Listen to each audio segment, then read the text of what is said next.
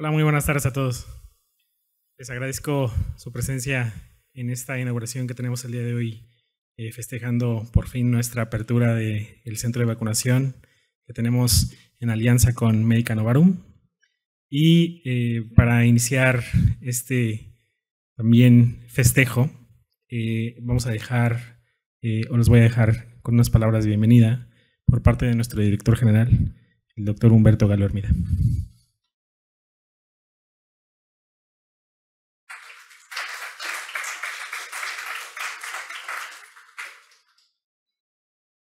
Bueno, quienes ya me conocen bastante saben que no me gusta estar aquí arriba. Me pongo nervioso y luego no sé pronunciar bien las palabras. Pero por supuesto que en un evento de esta naturaleza, con mucho gusto les doy la bienvenida al Hospital Ángeles Metropolitano y espero que pasen un rato agradable obteniendo conocimiento acerca de las vacunas, porque nos van a dar una plática muy interesante del presente y el futuro de las mismas. Y es un honor y un privilegio darles la más cordial bienvenida a la inauguración del Centro de Vacunación y Medicina del Viajero del Hospital Ángeles Metropolitano. Este es un momento muy importante que marca un hito en nuestra misión de brindar atención médica de vanguardia a nuestra comunidad. La pandemia de COVID-19 nos ha enseñado la importancia crucial de contar con una infraestructura y personal médico preparado para enfrentar desafíos sanitarios de gran magnitud. Es por eso que hoy, con profunda emoción, inauguramos esta unidad que nos permitirá fortalecer nuestras capacidades de vacunación y prevención de enfermedades. Nuestro compromiso es brindar un servicio de excelencia con los más altos estándares de calidad y calidez humana.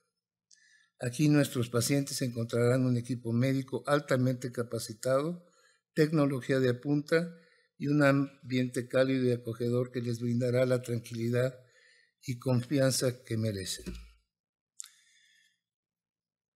Todo este esfuerzo ha involucrado tanto personal de nuestro hospital como el haber logrado una alianza estratégica y una colaboración muy importante con la empresa Médica Novarum, que es una empresa y una organización líder en el ámbito de la prevención de salud y bienestar empresarial. Y hago esta corrección porque hay que diferenciar lo que es un distribuidor de vacunas a lo que es una empresa que se dedica a la prevención en la salud, que involucra la obtención, distribución y colocación de vacunas.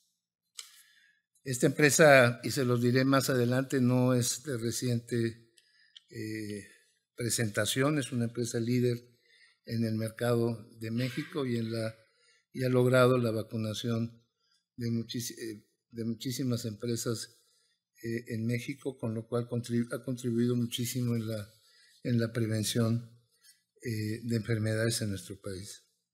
Sin la participación de la doctora Atenea Lanz, a quien tengo el gusto de presentar, y la de su equipo de trabajo, hubiera sido muy difícil para nosotros como hospital haber abierto un centro de estas características. El número de vacunas que tendremos a disposición del cuerpo médico y de los pacientes en general no es un listado pequeño. Hemos hecho un gran centro de vacunación, por lo menos si no en tamaño, sí en la posibilidad de ofertar vacunas de toda índole para el universo de pacientes de este hospital. Muchas gracias a todos por estar aquí, que esta unidad sea un símbolo de esperanza, resiliencia y compromiso con la salud de nuestra comunidad. Bienvenidos, bienvenida doctora, bienvenido equipo de trabajo a la unidad de vacunación y medicina del viajero del Hospital Ángeles. Muchas gracias.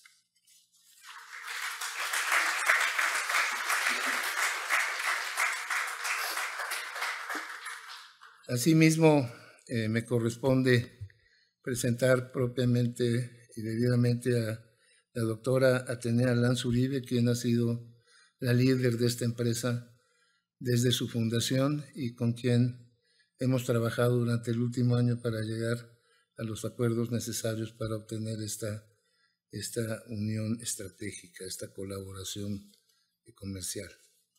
Ella es médico cirujano egresada de la Universidad Nacional Autónoma de México, especialista en salud en el trabajo. Se formó en planeación y comunicación de planes de prevención en salud para la Fundación MAPRE, 17 años como académica de la Facultad de Medicina de la Universidad Nacional Autónoma de México, coach coactivo por The Coactive Training Institute, speaker de diversos foros sobre temas de well-being empresarial y sistemas de vacunación empresariales. En el año 2011 fundó y es directora general de Medica Novarum, organización líder en el ámbito de la prevención de salud y bienestar empresarial, con especialización en vacunación empresarial masiva que la ha posicionado como un referente en el sector. Empresa que cuenta con más de 13 años de experiencia en el desarrollo de servicios integrales de vacunación y ha tenido a más de 95,000 personas a nivel nacional enfrentando retos logísticos para poner la vacunación al alcance de las organizaciones. Hoy día se encuentra trabajando en sistemas de innovación y en alianzas estratégicas que favorezcan el alcance de la vacunación a mayores sectores de la población. Atenea Lance es Wellbeing Advisor en planes de prevención top en México como en las empresas HSBC, Alcium, PepsiCo, Manjico, Gilead, Sanofi, entre otras. Su propósito es contribuir en sistemas de prevención con alto nivel de calidad, vinculando los beneficios de la salud preventiva y la responsabilidad empresarial en el impacto socioproductivo del bienestar. La acompañan en esta aventura de venirnos a platicar algo sobre vacunas e inaugurar el centro, la doctora Lance, la doctora Anaí Ubiarco López. Ella es enlace médico científico de vacunas Admium Moderna, certificada en biología molecular, enfermedades infecciosas e inmunología. Tiene la maestría internacional en vacunas, la maestría en educación, el máster en marketing digital y el doctorado en educación. Les doy a las dos la más cordial bienvenida. Este auditorio es de ustedes y las invito a que pasen a brindarnos su conferencia, por favor. Les agradezco enormemente estar hoy aquí. Gracias por querer bailar hoy conmigo, doctora Ana, ahí en el escenario. Para mí es un gustazo, de verdad, poder platicarles el día de hoy por esta alianza estratégica que no nos llevó poco tiempo, pero es muy sólida, es muy fuerte. Quiero compartir también que uno de nuestros grandes propósitos dentro de la estrategia de vacunación y el alcance es favorecer a diferentes poblaciones y la vacunación a domicilio es uno de nuestros grandes propósitos. Hoy voy a compartir con ustedes, vamos a compartir reflexiones, actualizaciones y también una que otra noticia por ahí en esta materia. Yo quiero empezar por una reflexión. Voy a compartir también un poco en nuestro temario del día de hoy, pero también quiero decir que todas las opiniones y comentarios que yo vierta aquí son a título propio y no representan a ninguna de las compañías con las que participo de ninguna manera. Bien, ahora, esto es un poco lo que les vamos a platicar el día de hoy. Vamos a tener aquí una intervención muy importante con la doctora Anaí. Y una de las reflexiones que yo quiero hacer es que un día como hoy, hace 4 años, ya tenía México más de 43,000 casos de COVID. El estar hoy aquí reunidos es algo maravilloso después de lo que vivimos de la pandemia, donde probablemente pensábamos que no íbamos a poder tener este tipo de foros. Hoy me siento gratamente agradecida por todas las estrategias que coadyuvan a poder generar espacios como este, y uno de ellos son las estrategias de vacunación.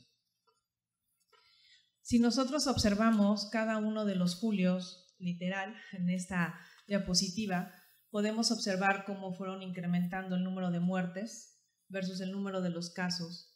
Esta data, lamentablemente, la OMS deja de emitirla el 31 de diciembre del 2023, pues por el fin que se le da a la pandemia. Eso no significa que no siguen existiendo casos en nuestro país. Esta es data de México que la OMS tiene registrada. Y aquí también me lleva a una reflexión sobre la importancia de tener controles y mejores controles sobre la data en materia de salud. Creo que México en general, muchos otros países, en las recientes manifestaciones de la Organización Panamericana de la Salud, hay un gran reto por mejorar la trazabilidad de la data y lamentosamente nuestro país ha quedado muy abajo de los objetivos que estaban planeados para este momento. Empresas como la mía también han tenido errores en el registro, ¿no? En el continuo mantenimiento de la data, pero es un reto importante como países como el nuestro no tienen ni siquiera un sistema de red inalámbrica que favorezca la intercomunicación. Hoy es un reto en todas las Américas poder tener registros mucho más automatizados que nos permitan identificar la realidad de la morbilidad y la mortalidad a la que nos enfrentamos.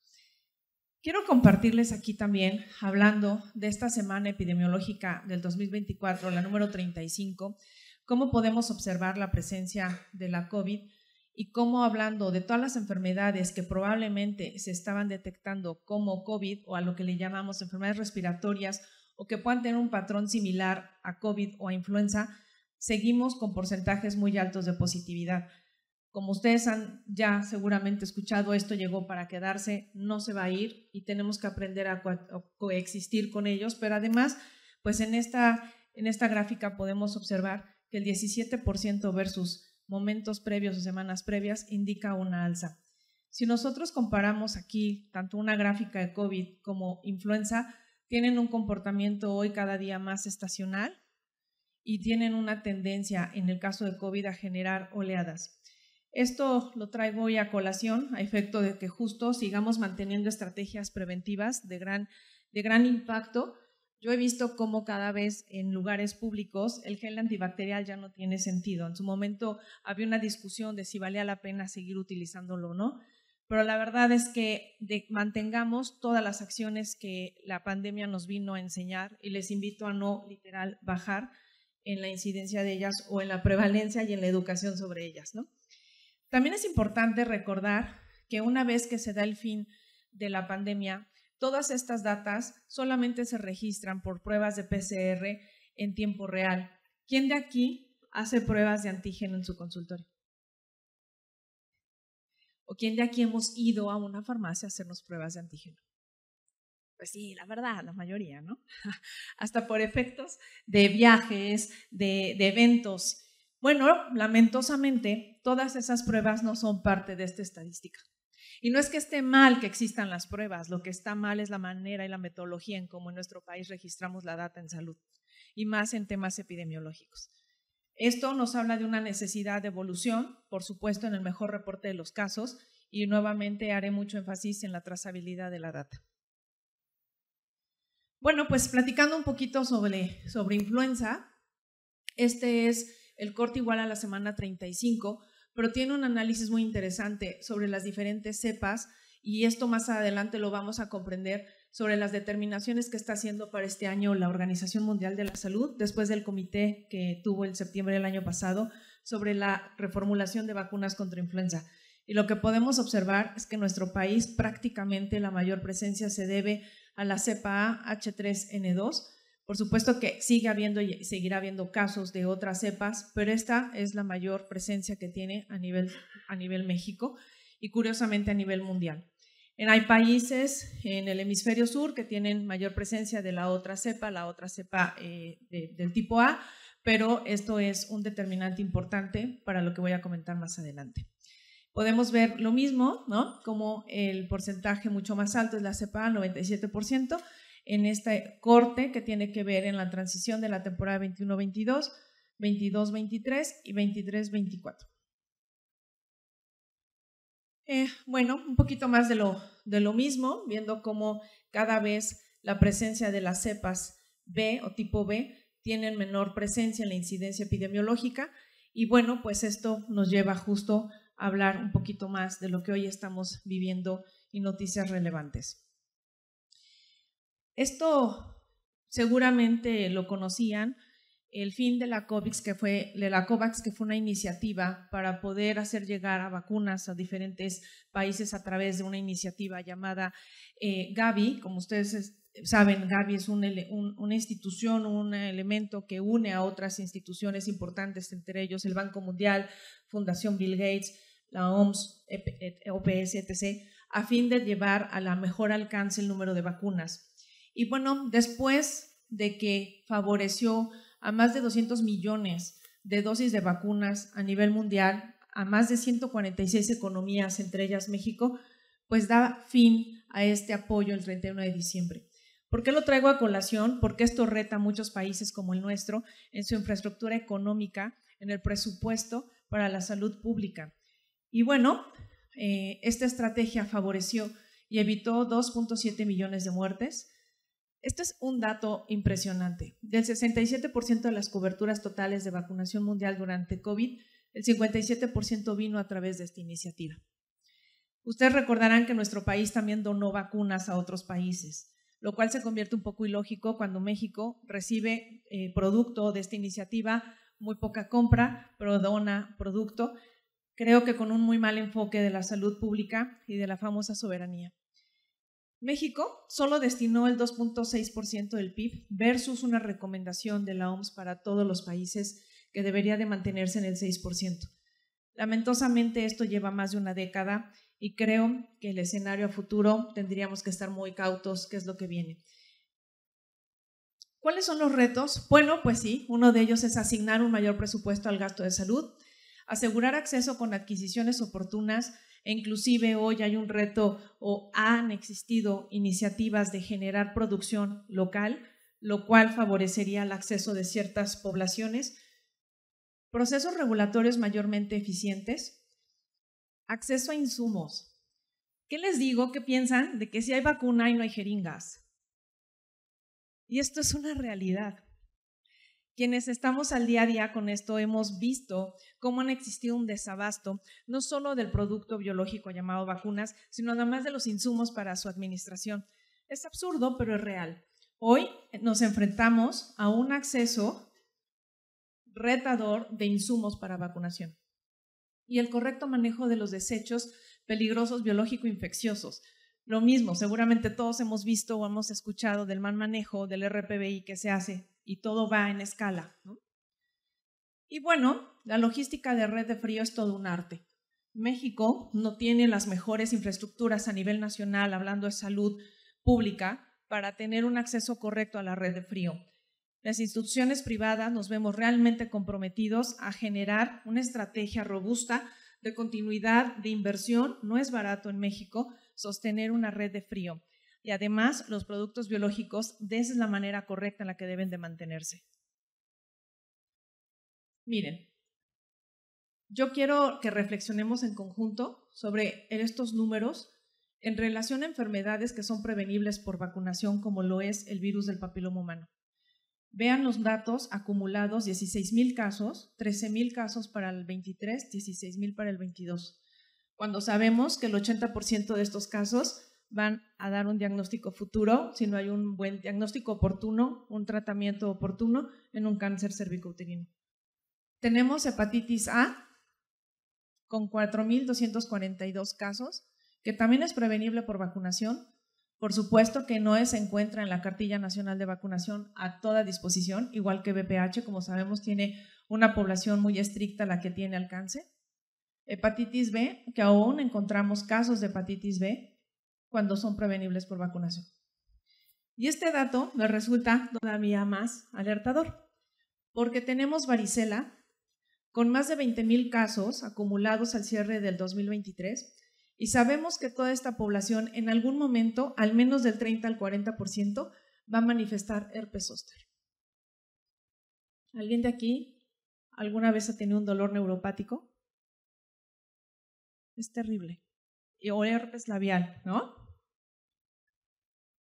Muy bien, pues te cedo la palabra porque continuaremos con algunas recomendaciones de otros grupos poblacionales. Bueno, muchas gracias, buenas tardes, buenas noches a todos. Gracias, doctora Atenea, por la invitación. La doctora es alguien a quien yo admiro y respeto mucho como mujer, como empresaria, pero sobre todo porque busca la prevención y un mejor futuro para México, que es lo que buscamos todos los que trabajamos en prevención. Gracias también al hospital por su invitación. Y bueno, sobre lo que nos platicaba la doctora, ¿cuáles son las recomendaciones actuales para la vacunación más allá de la población infantil? Porque nos hemos quedado con la idea de que la vacunación es para los niños. Y a veces ni siquiera el esquema de los niños terminamos, ¿no? Cumple el año y ya se vacunó, ya tiene el esquema completo, ya, hasta ahí. Y se nos olvida que a los 6 años tiene que recibir una dosis o un refuerzo de sarampión. Entonces, ahora les voy a hacer una pregunta. ¿Quién de ustedes tiene completo su esquema de vacunación para su edad? ¿Seguros? Bueno, vamos a ver si es cierto. Ay, no quieren mostrarles la verdad. Ya, ahí está. Bueno, como les comentaron, yo represento a el área científico-médica para Adium, Moderna.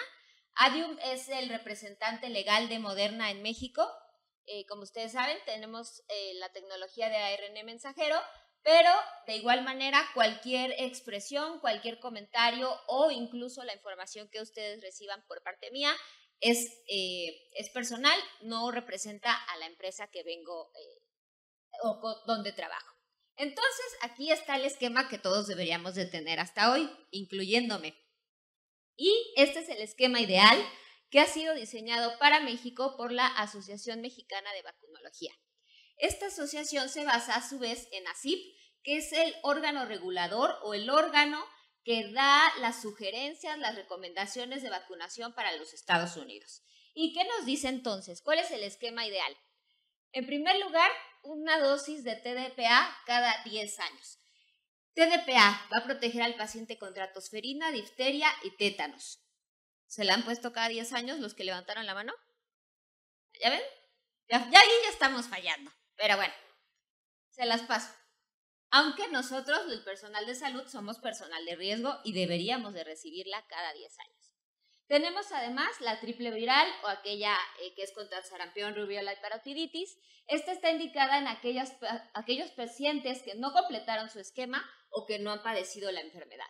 Tenemos hepatitis B, que de igual manera está indicada solamente en aquellos pacientes que no hayan completado su esquema o que no hayan padecido la enfermedad.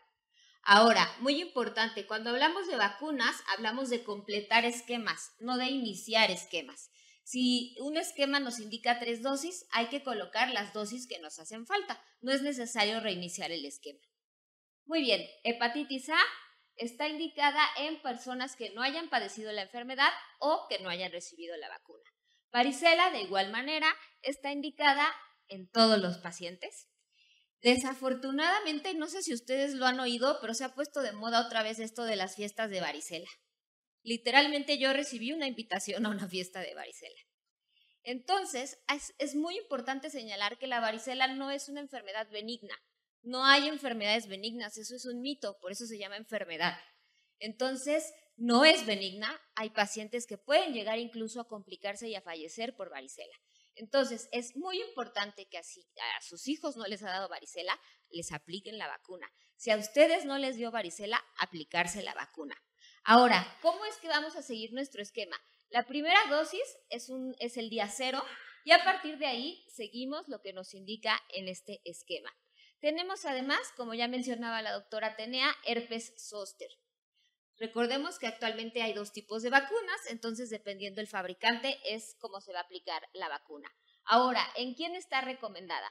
La vacuna de virus vivos atenuados está recomendada para personas de 50 años o más y la vacuna recombinada adyuvada está recomendada para personas de 50 años o más y personas mayores de 18 años que tengan alguna enfermedad, principalmente alguna enfermedad o alguna complicación de índole autoinmune o alguna inmunodeficiencia, ya sea por tratamiento o por enfermedad.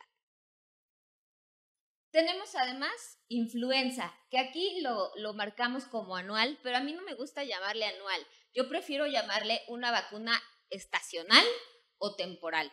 ¿Por qué? Porque hay pacientes que se vacunan en marzo porque no se pudieron vacunar al inicio de la temporada. Entonces se quedan con la idea de que se tienen que vacunar hasta el otro marzo, cuando en realidad se pueden vacunar en cuanto llegue la vacuna. Entonces a mí me gusta más que decir una dosis anual, sería una dosis estacional. ¿Ok?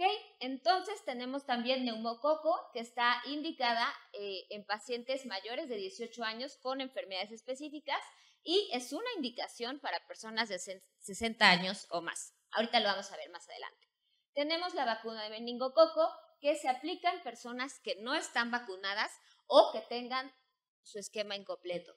¿Alguien de aquí tiene la vacuna de meningococo? Excelente, excelente. Yo no, ¿ven?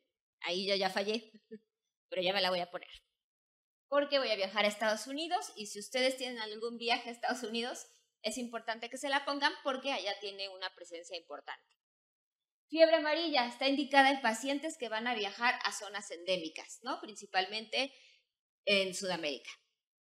Y tenemos dengue, que existen actualmente en el mercado mexicano 2 vacunas distintas. Una de ellas solamente se puede aplicar en pacientes que ya hayan padecido la enfermedad. ¿Cómo vamos a saber si ya padecieron la enfermedad? A través de una prueba serológica. Y por último, la vacuna de COVID-19, que es importante aplicar el esquema completo y todos sus refuerzos. Ahorita vamos a platicar además de la importancia de que las vacunas sean actualizadas. ¿Ok? Entonces les vuelvo a preguntar, ¿quién tiene su esquema de vacunación completo? Ah, una persona, ¿ven? Como el 1% de la población de aquí tiene su esquema completo. Pero bueno, este es el esquema ideal para adultos y adolescentes. Nuevamente, muy importante, inclusive existen cartillas nacionales para el adulto mayor, el adolescente y la mujer embarazada. Entonces, ¿cuál es el esquema para los adultos mayores? Nuevamente tenemos TDPA, neumococo, que aquí ya es una indicación, no es una sugerencia, es una indicación dependiendo el esquema. Tenemos el esquema combinado en el que se aplica la vacuna conjugada y 1 año después se aplica la vacuna de polisacáridos, 5 años después un refuerzo. Tenemos la vacuna de influenza, aquí herpes zóster ya es obligatorio a partir de los 65 años, de hecho está también en cartilla. Tenemos sarampión, rubiola y parotiditis para aquellos que no la hayan recibido o no hayan padecido la enfermedad. Las que ya mencionamos, hepatitis, varicela, hepatitis A y B, meningococo, tifoidea, fiebre amarilla, COVID-19. Muy importante que los adultos mayores se vacunen contra COVID-19 y ahorita vamos a ver por qué. Y como les decía, me fui para atrás, también las mujeres embarazadas tienen su esquema de vacunación. Importantísimo que reciban una dosis de TDPA. Nuevamente, esta vacuna nos va a proteger contra tosferina, difteria y tétanos. Pero el principal objetivo no es proteger a la mamá embarazada. Sí, claro, la queremos proteger, pero el principal objetivo es proteger al bebé. ¿Por qué? Porque el momento en que los niños se enferman, se complican y pueden fallecer por tosferina es en los primeros 2 meses de vida. ¿Y cuándo podemos empezarlos a vacunar contra tosferina? Hasta los 2 meses de vida con la vacuna hexavalente. Entonces es importante que la mamá se vacune para que el bebé tenga anticuerpos al momento de nacer. Ok. También está la vacuna de influenza en cada embarazo si es que se presenta en temporada estacional y nuevamente COVID-19. Estar embarazada es un factor de riesgo para complicarse e incluso fallecer por COVID-19. Ok, entonces, ¿por qué es importante vacunarnos contra COVID-19? Y más allá de eso, el uso de vacunas actualizadas. Esto, muy rápidamente, ustedes ya lo conocen, COVID-19 es un virus perteneciente a la familia de los coronavirus. COVID-19 es causada por el virus SARS-CoV-2, pero no es el primer virus que afecta a la humanidad. Tuvimos un SARS-CoV-1 que afortunadamente se quedó únicamente en Asia.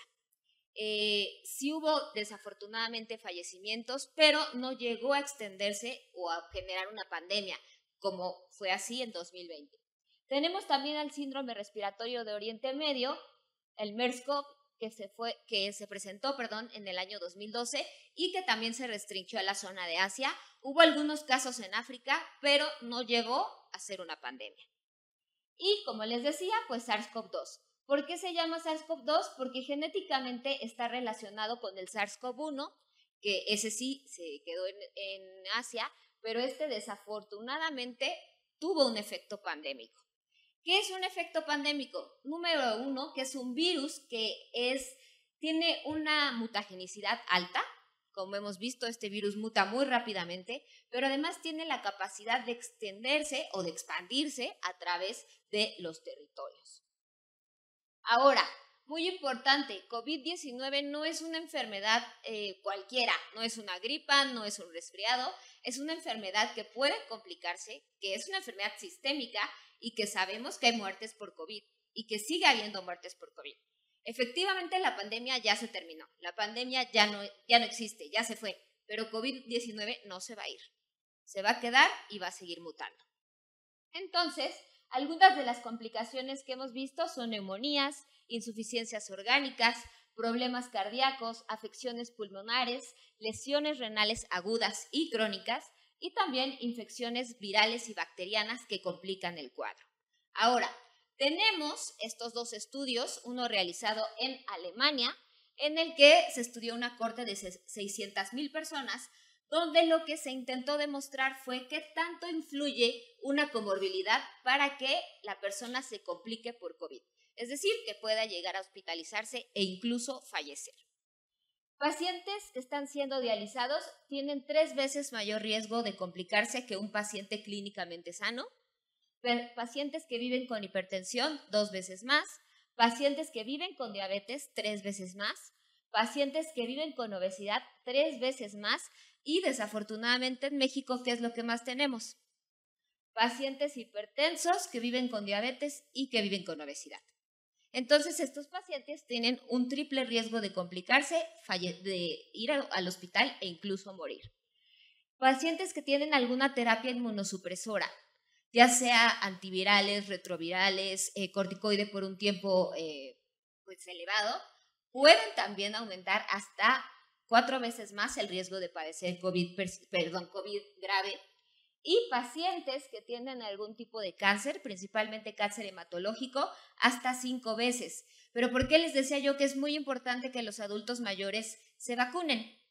Porque es la principal causa de complicación y muerte por COVID-19. El hecho de ser un adulto mayor aumenta 20 veces el riesgo de fallecer por COVID-19. Ahora, ¿esto por qué pasa? Por un fenómeno que estamos viviendo nosotros día a día y que vamos a seguir viviendo. La inmunosenescencia. Es decir, que conforme vamos envejeciendo, nuestras células se van oxidando y van teniendo una menor respuesta tanto a la enfermedad como a la vacuna.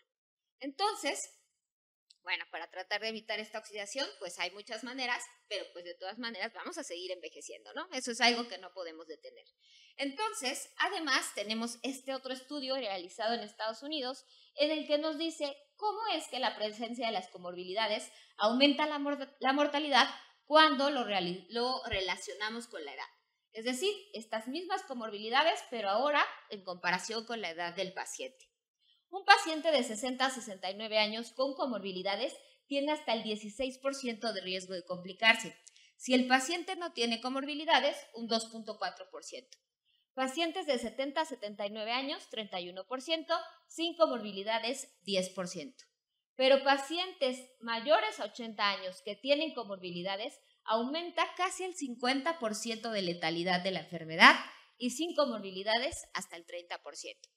En México, a partir de los 60 años sabemos que más del 80% de los mexicanos tienen alguna comorbilidad. Entonces, quiere decir que el 80% de los mexicanos de una edad superior a los 60 años está en riesgo de fallecer por COVID, si no está vacunado. Ok, además tenemos otro fenómeno que es lo que conocíamos como long COVID, COVID largo, hoy le llamamos COVID persistente.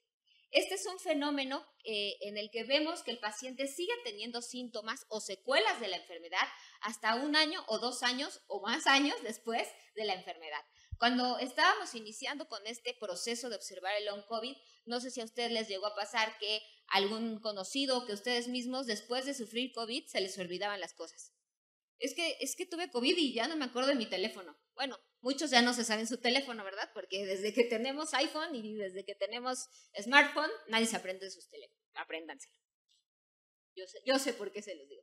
Pero bueno, entonces hemos visto este fenómeno hasta con 200 síntomas diferentes.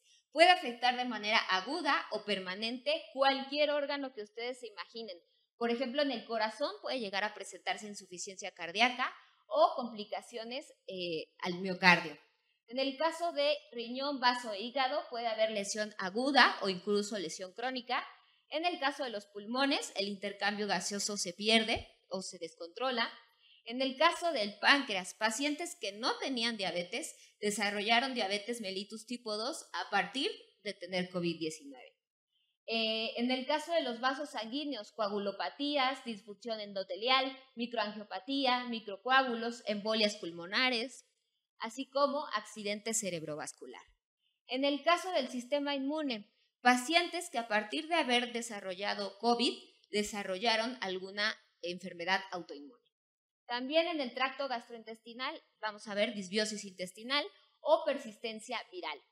Incluso en el sistema reproductor hemos visto disfunción eréctil, aumento de la gravedad del número de los síntomas premenstruales y menstruaciones irregulares. Pero además, esta enfermedad puede llegar a afectar al cerebro. Como ya les decía, pacientes que empezaron con pérdida de memoria a partir de COVID-19, disonancia cognitiva, inclusive pacientes, hay reportes de pacientes que desarrollaron esquizofrenia a partir de haber padecido COVID-19. ¿Qué pudo haber influido? El aislamiento también, ¿no? No solamente la enfermedad, pero bueno, está registrado también. Ok, ahora, ¿por qué les digo que es tan importante recibir vacunas actualizadas? Porque como ustedes saben, este es un virus muy mutagénico. Ya la variante Wuhan ya no circula. La variante Wuhan era la variante original, que es a partir de la cual surgió la pandemia. Pero vean ustedes que a partir del 2022 tenemos variantes, y ahorita se los voy a demostrar, completamente distintas a Wuhan.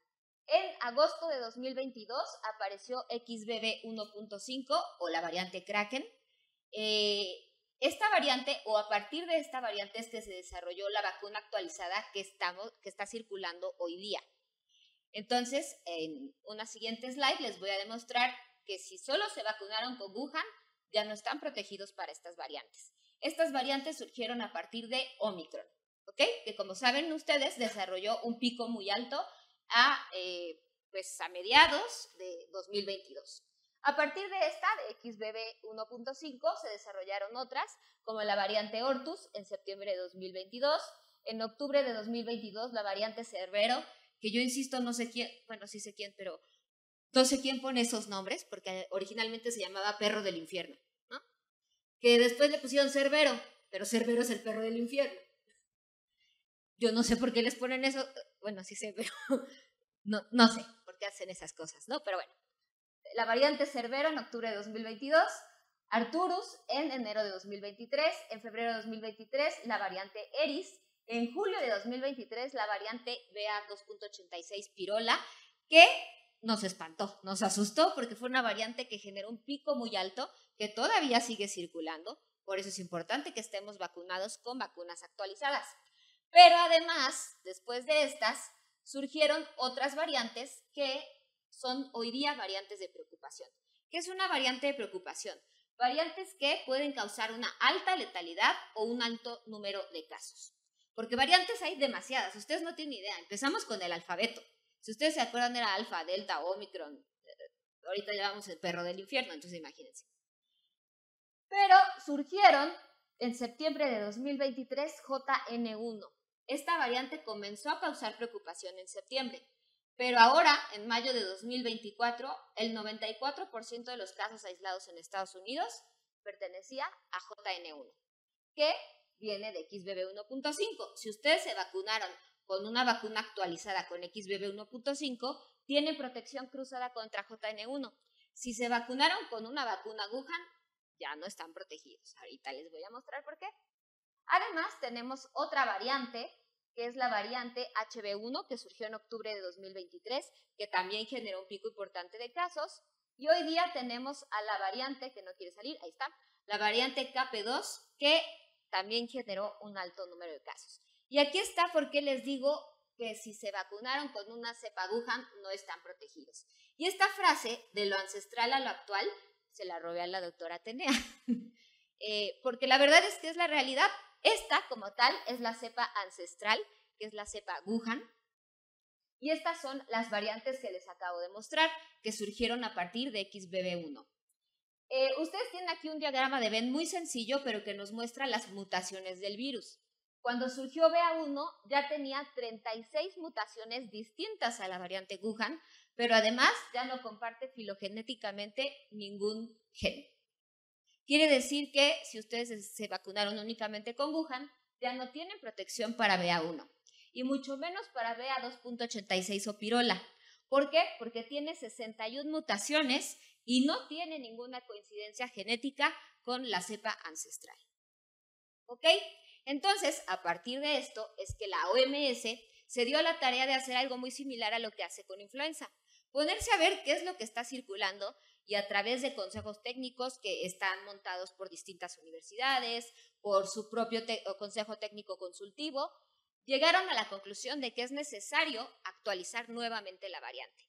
Entonces, nosotros pensamos que se va a comportar similar a influenza, que probablemente cada temporada tengamos una variante nueva para incluir en la vacuna COVID-19. ¿Qué es lo que nos dijo la OMS el 26 de abril de 2024? Que el virus, lo que les acabamos de decir, el virus SARS-CoV-2 sigue en circulación y además tiene variaciones en la proteína S. La proteína S es la que sabemos que genera la protección en el caso de las vacunas o que genera la enfermedad en el caso de la enfermedad. Además, la modificación antigénica de las vacunas contra la COVID-19 puede mejorar la respuesta inmunitaria. ¿Por qué? Bueno, ya se los mostré, ¿no? Si nos vacunamos con una cepa Wuhan, no nos estamos protegiendo en realidad contra lo que circula hoy día. Por eso es que el Grupo Consultivo Técnico sobre la Composición de las Vacunas contra COVID-19, que es un órgano asesor de OMS, nos dice que hay que incluir a la variante JN1 en una nueva vacuna. Esta vacuna debería de estar lista en otoño o en época invernal para los países del hemisferio norte. Ahora, ¿qué pasa con la FDA? La FDA también hizo su estudio, también hizo su consejo técnico que se llama VRBPAC y ellos el 7 de junio anunciaron lo mismo. Recomiendo a los fabricantes que incluyan la cepa JN1 en su vacuna para esta temporada. Posteriormente, el 14 de junio, nos informó que puede ser incluida la variante JN1 o KP2. KP2 es una subvariante del linaje de JN1. Ahorita les voy a mostrar qué pasó aquí o por qué lo hizo así la FDA.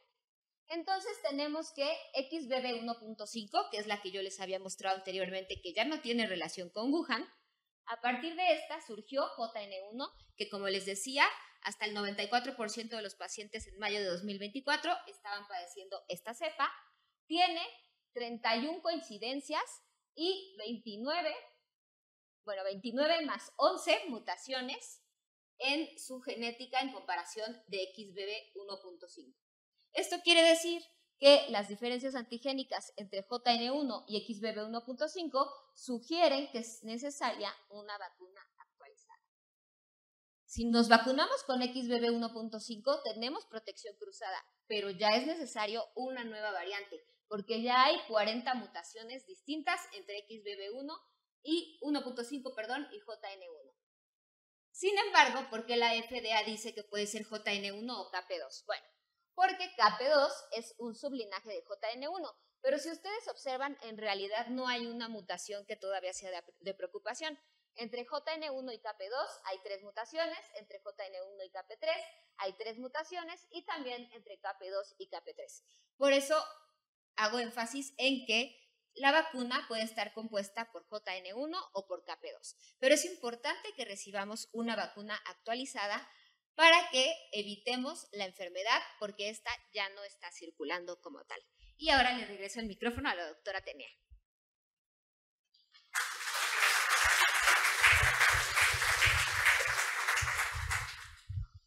¿Qué tal? ¿Quién ya se vacunó con la cepa actualizada?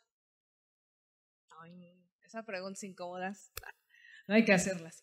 No, sí hay que hacerlas. Bueno, pues voy a compartir algunas noticias sobre las vacunas actualmente aprobadas y que son sugeridas. Y la verdad es que tenemos muy buenas noticias. Esperemos que pronto lleguen a México, ¿no? Pues bueno, miren, el 17 de junio del 2024, o sea, reciente, la FDA actualiza, le da la licencia a Capavaxive de Laboratorio Merck, que es una vacuna conjugada contra neumococo para 21 cepas. Ojalá en México llegue pronto, no sabemos qué laboratorio va. Bueno, ya nos dijeron, pero todavía no lo puedo decir. Pero esperemos que pronto llegue y ya nos den la muy buena noticia. Eso para adultos a partir de los 18 años de edad. También dio la licencia, esto es también una maravilla de noticia, que es la vacuna contra el virus sincicial respiratorio. Lo tenemos para 3 laboratorios y además con una indicación muy bonita. Hay una de ellas en especial que además tiene indicación durante el embarazo, en las semanas 31, 32, 35, justo con la inmunidad materna que se establece. Y bueno, pues esto también es maravilloso que pronto México pueda tener acceso a ellos. Y bueno, pues hay comités constantes hoy día y a partir de la COVID, pues vamos a ver este tipo de noticias donde van a ir de la mano virus sincicial respiratorio, neumonía, COVID e influenza. Y además tenemos una recomendación muy importante para la nueva vacuna contra influenza que la voy a compartir más adelante. Pero tenemos una noticia antilinda, yo considero que es así, que es, vean lo triste, que es hablar de la baja demanda en vacunación como una vacuna que viene a bien y vino a bien desde el 2021, va a salir del mercado, no por seguridad, no por eficacia, sino porque los esfuerzos en vacunar contra dengue no fueron suficientes y van a salir del mercado este tipo de vacunas. En este caso, una marca que queremos mucho porque estuvimos muy cercano de lo que hizo en su lanzamiento, queriendo la cobertura, evitando dengue hemorrágico. Y bueno, pues sus últimas dosis van a estar disponibles hacia el 2026. Recomendación, el último esquema a iniciar deberá de ser en agosto del 2025 para tener dosis alcanzables para la cobertura completa. Recordando que tener protección completa es acabar el esquema. O sea, a ver, quienes ya se vacunaron contra virus de papiloma humano arriba de 14 años son 3 dosis. Y aquí no cuenta que como ya llevo la primera dosis, ya llevo 25% de protección. Eso no existe. Necesitamos el esquema completo, ¿ok? Y bueno, pues también es una recomendación muy importante. Acaban de emitir, bueno, eso se hace a inicios de año. La OMS acaba de decir que es la recomendación para las vacunas contra influenza con una noticia bien importante. Dice, a ver, mi recomendación es que regresemos a vacunas trivalentes porque desde el 2020 la circulación de la cepa B no hemos visto necesidad de que se encuentre en ella. Cada fabricante tomará decisión y si toma la decisión pues deberá de ser esta cepa Yamagata la que elimine porque es de donde ya no se ha visto circulación. Y esta es la cepa que cambia de linaje A, es la que se sustituye. ¿Ok? Bueno, pues lecciones aprendidas, estamos por terminar.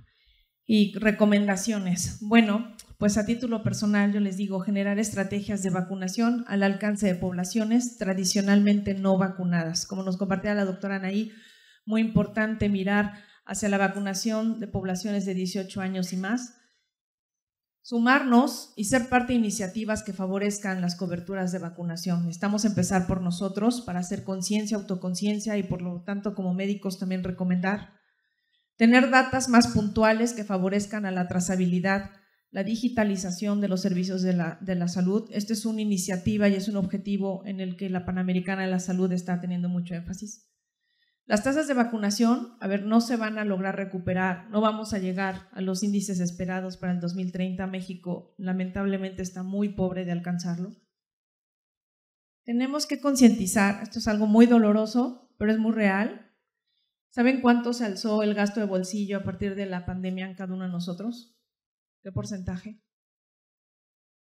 Los estudios actuales demuestran que tuvo una elevación del 20 al 34%. Les apuesto que nadie lo traía en presupuesto familiar, pero hoy es necesario que sí lo traigamos y no solo como personas físicas, sino también como empleadores. Esto va a ser muy importante porque no va a alcanzar, hoy día con el presupuesto asignado no va a alcanzar. Pero también les invito a revisar que este gasto bolsillo sí o sí debe generar un retorno de inversión. Este es un estudio bien bonito que hizo la fundación o la iniciativa Gavi, que decía, por $1 invertido en vacunación, hay $16 que se ahorran en gastos de atención médica, en productividad. Pero si además le sumamos estrategias de bienestar en las empresas, esto se eleva de 16 a $34 en retorno de inversión. Es impresionante. La vacunación también impacta en la esperanza de vida. Les compartía que México perdió 6 puntos de esperanza de vida después de la pandemia. Recordemos el impacto social de la vacunación. Aquí hay un dato importante que también yo quiero traer a colación. Dentro del impacto social, también como profesionales de la salud, a veces recomendamos desde la ignorancia y lejos de quitar mitos, fomentamos miedo. Y como empleadores también estamos obligados a mantenernos en constante conocimiento y cómo podemos impactar, porque no solo impactas a una persona, sino impactas a familias cuando generas estrategias de bienestar. Y quiero compartir además esta reflexión muy personal, que las acciones en prevención específica no funcionan si las vacunas no son convertidas en vacunación. Es muy importante generar una conversión de que existan vacunas de acceso que lleguen a nuestro país, por supuesto, primero, y que después generemos estrategias de vacunación. Y ya por último, recordaremos que la Ley Federal del Trabajo, hablando en el marco empresarial, tuvo una modificación respecto a la lista de enfermedades como emitidas, enfermedades de trabajo, en diciembre del año pasado. Y se incluyeron 2 enfermedades hoy ya diagnosticadas como enfermedades laborales, que es COVID e influenza. Esto, por supuesto, habla de la necesidad de generar una alianza con la industria privada para tener mejores accesos a servicios de salud que por sí solo el Estado no va a poder brindar. Les agradecemos muchísimo a todos y a cada uno de ustedes. Se abre un momento de discusión para alguna pregunta a nuestras ponentes.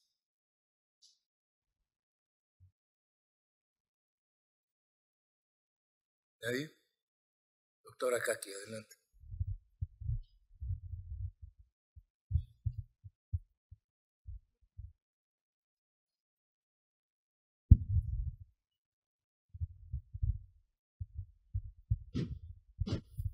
Gracias.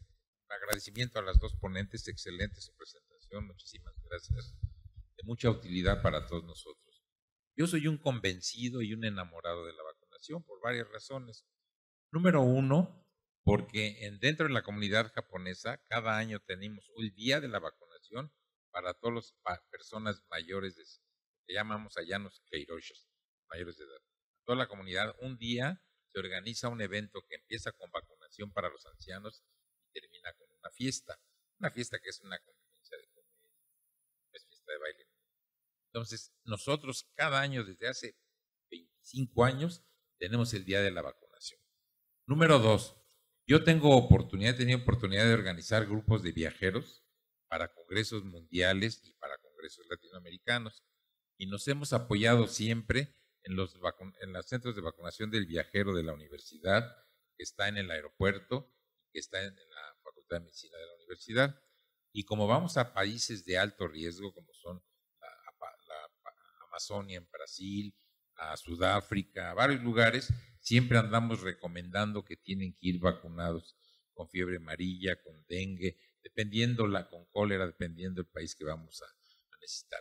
Cuando me informaron que se iba a haber aquí un centro de vacunación del viajero, a mí me dio muchísimo gusto porque ya tenemos algo a la mano para todas las personas que lo necesiten. Incluso para nuestros pacientes que vienen aquí buscándonos porque necesitan una vacuna porque van a viajar a un país donde les exigen la fiebre amarilla, que por ejemplo es la que más trabajo nos cuesta conseguir. Pues me da muchísimo gusto la iniciativa del doctor Galo, de verdad lo felicito por esta decisión y qué bueno que ya vamos a tener a la mano un centro tan importante de vacunación. Gracias. Otro comentario es, ¿teníamos la opción nosotros de hacerlo solos aquí en el hospital? Sí. O tener un distribuidor, comprar algunas vacunas, tengo que preguntarle yo a algunos médicos que las ponen, ¿cuáles compramos? Oye, ¿con qué referencia de precio lo hacemos? Aquí le preguntamos, ¿tendremos alguna persona capacitada para dar referencias de la vacuna o recomendar la frecuencia de uso o recomendar los momentos de uso para viajes a África o a Asia? Pues la verdad, adquirir todo ese know-how era muy complicado. Y si nos fue complicado cerrar esta negociación, porque así como la doctora, también es bastante dura para negociar. Nos costaba trabajo hacerlo nosotros. Yo creo que ofrecerles a ustedes una asociación estratégica regulada, con los permisos de COFEPRIS correspondientes, que no tiene temas legales atrás, es una empresa bien conformada, seria. Yo creo que lo que más podía ofrecer al hospital, a la red médica y a los pacientes de los médicos era tener aquí este tipo de servicio en una asociación estratégica con el líder en vacunación y en medicina preventiva a través de la vacunación. La idea no es, como lo comenté inicialmente, si me permites, Atenea, competir con la gente que pone vacunas. La idea es, si es la voluntad de ustedes, ofrecer ciertas garantías que tienen que ver con el mantenimiento de la red fría, con la trazabilidad del medicamento. Sabemos en dónde se hizo, cómo se movilizó, a dónde llegó, cuándo se puso y a quién se le puso. Entonces, yo creo que este beneficio que se le ofrece, que ofrece el hospital, es algo a considerar. No se trata de competir con nadie, sino de coadyuvar en el esfuerzo de la vacunación. Y sobre todo porque estamos en la posición de ofrecerle al médico precios preferenciales para que no vean esta unidad como un competidor. Nosotros vendemos la vacuna al médico que la solicite con situaciones especiales de... Nos hemos puesto de acuerdo con Novarum en cómo cobrarles a los médicos, pero la idea es que ustedes se sientan mucho más cómodos con el refrigerador protegido por la red de frío que teniendo vacunas de origen no equivocado, ni mucho menos, pero en condiciones de traslado que tal vez no son las mejores. Entonces, pues esta es la apuesta del hospital y no sé si hay alguna otra pregunta o comentario.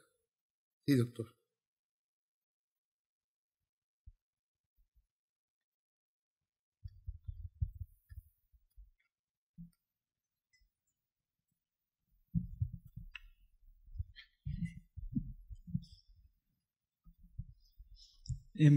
Se habló de la deficiencia de los sistemas actuales de la data con respecto a la vacunación y me gustaría saber qué se necesitaría para mejorar la data que existe actualmente y cómo se planea o cómo se podría planear mejorar esto. Muchas gracias. Dentro de la iniciativa que la Organización Panamericana de la Salud está generando, hay aproximadamente 7 pilares que honestamente es un reto cumplir. Uno de ellos es justo el tema de la ciberseguridad y cómo podemos ser mucho más conscientes que el acceso a la información que hoy se considera sensible o de privacidad de los usuarios es requerido en el tema de salud. Segundo, que las redes entre ellas estén interconectadas. Hoy hablando de México eso es muy complicado y no existe, ni siquiera como usuarios tenemos acceso a una red Wi-Fi de calidad, ¿no? Hablamos de cómo eso se puede vincular con el sistema público, que a donde quiera que tú vayas, tu expediente esté al acceso y te puedan conocer y puedan identificarte sin tener que estar tú llevando tu expediente hablando de una forma metafórica a todos lados. Hay muchos puntos al respecto y cada uno, fíjense, hace una semana estaba justo en la conferencia virtualmente de estas iniciativas. Se van a sorprender de que hay un país pequeñito en el sur que lleva por muchos más puntos que los monstruos del norte. ¿Quién creen? No, más pequeñito, es más una isla. El punto es que tanto Puerto Rico como Haití están haciendo cosas impresionantes. Entiendo que Puerto Rico pues es una derivada de Estados Unidos, pero están haciendo cosas impresionantes en este tema y tienen el mayor número de puntos alcanzados que otros países más al norte, ¿no? Entonces, hay 7, 9 puntos a evaluar y que hoy estamos en México en pañales, por llamarlo de una manera. Gracias. Mi pregunta también sería, gracias por su exposición, excelente. ¿Dónde está? No la veo. Por su excelente exposición, muchas gracias por transmitir sus conocimientos, pero yo soy de Oaxaca y estoy preocupada porque hay incremento del dengue y que está siendo transmitido por inmigrantes. ¿Nos pueden dar alguna de sus experiencias? ¿Nos puedan transmitir? Gracias. Sí, fíjense que tanto dengue como chikungunya, de hecho hay vacuna de chikungunya que México hoy no tiene acceso. Las vacunas de dengue, al menos una de ellas, tiene una indicación muy precisa, que es en aquella población que ya cuenta con un antecedente de morbilidad, o sea, contra el dengue, ¿no? O sea, no es una indicación abierta y es a partir de los 9 años de edad. Lamentablemente no se ha tenido el acceso o las tasas de vacunación esperadas y una de estas marcas va a salir. La otra marca de recién aparición, que también se conoce muy poco de ella y ojalá pronto tengamos mucho más acceso a información, tiene indicaciones diferentes. El dengue es una enfermedad endémica en nuestro país, ¿no? Sobre todo en las zonas de las costas, y hoy lo que tenemos que hacer son ejercicios de prevención de lo que ya conocíamos previo a la vacunación, evitar el estancamiento del agua, evidentemente sí tener un esquema de vacunación completo contra otro tipo de enfermedades. Todo aquello que lleve inundaciones va a generar un alza en la morbilidad de enfermedades infecciosas gastrointestinales, ¿no? Por ejemplo, tenemos vacuna que tampoco hay en este momento. Esa es una lástima. Mis amigos de la industria farmacéutica sufren junto con nosotros porque México, por ser México, no siempre tiene un supply, un surtido de vacunas altas. Hoy tenemos vacuna contra fiebre tifoidea, pero que en México está en desabasto. Las vacunas contra hepatitis A están en desabasto en México. Esto es un elemento grave. Entonces nos lleva a acciones de educación, o sea, primaria en la salud, desde la educación y la conciencia, porque hoy por hoy queremos prevenir a través de vacunación y hoy tenemos, y hago un llamado, por supuesto, a todas aquellas instituciones que participan en la liberación oportuna de vacunas, por supuesto, en todo lo que tiene que hacer una industria farmacéutica para que México sea visto. Entonces, lamentablemente hoy la vacuna de dengue, una de ellas, pronto ya no va a estar en nuestro país. Y como corolario, no voy a darle identidad, pero uno de nuestros queridos médicos del hospital estuvo internado en terapia intensiva 5 días con un dengue hemorrágico terrible y créanme que no la pasó nada bien. Creo que ya nos queda más tiempo. El único obstáculo que está entre este auditorio y una buena degustación de mezcal soy yo y las doctoras. Por lo tanto, creo que sigue aquí una rifa que organizaron, no lo sé. Yo los dejo en buenas manos y los espero allá afuera.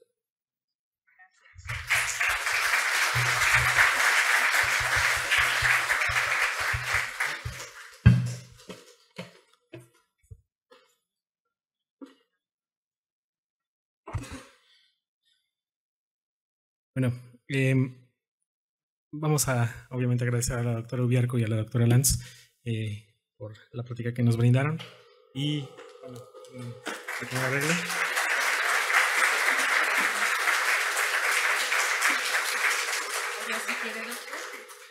Y aprovechando obviamente el foro, se les pidió al ingresar al auditorio que anotaran su nombre. Se va a hacer un sorteo de 5 vacunas de VPH y 5 vacunas de herpes zóster. Los que salgan sorteados, por favor hay que hacer la cita para poder aplicarse las vacunas. No va a ser en este momento y de esta manera podemos regalarlas. ¿Es transferible? No sé.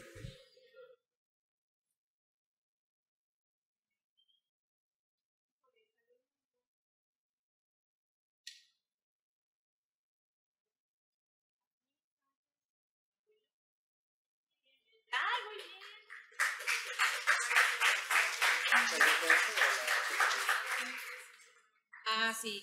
Ok, entonces, ¿les parece que vayamos primero con la...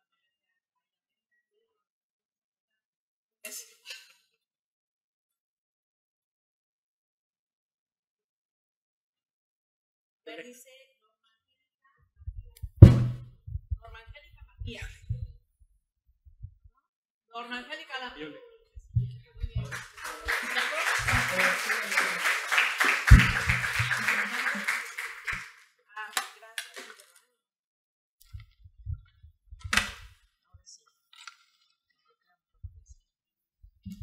José Luis, híjole, ayúdame.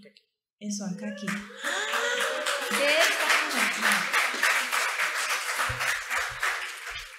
¿Era su letra, doctor? Híjole, no, pues sí.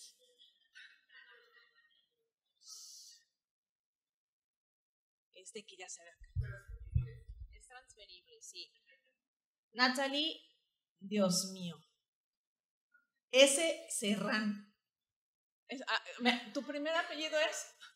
Ay, gracias. No, que conste que no está en la O. Muy bien.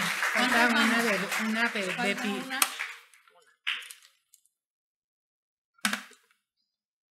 Ay, y no les dijimos, pero es BPH nanovalente, ¿eh? No van a ser que son de las que ya no están. Ah, sí, sí. Doctor Walter Tordesillas. ¿Cómo fue eso? Muy bien. ¿Dónde está?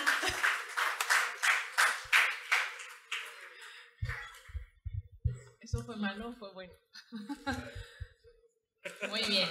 Pues bueno, vamos por sus inicios de esquemas contra herpes zóster.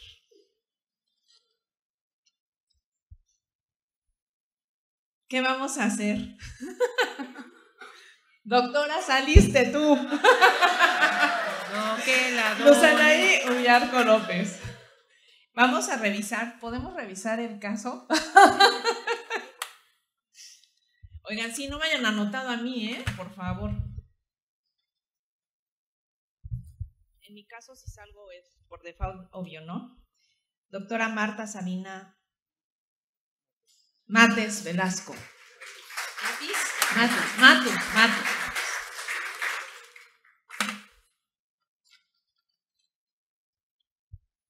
Gilberto Ortiz Cantú. Eso, muy bien.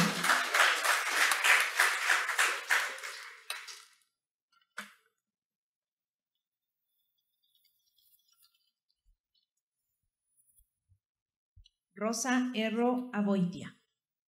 Eso, muy bien. ¿Cuántos faltan? Falta una. La última. No. Sí, bye. Lo dona. Luz María Fragoso, S. Wow. Tenemos los 5, nos contamos. Ya. Ah, sí, contando.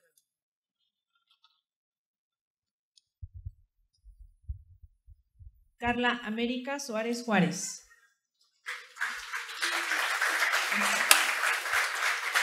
Listo. Muchas gracias a todos. Ahora les pedimos amablemente que puedan pasar a la degustación.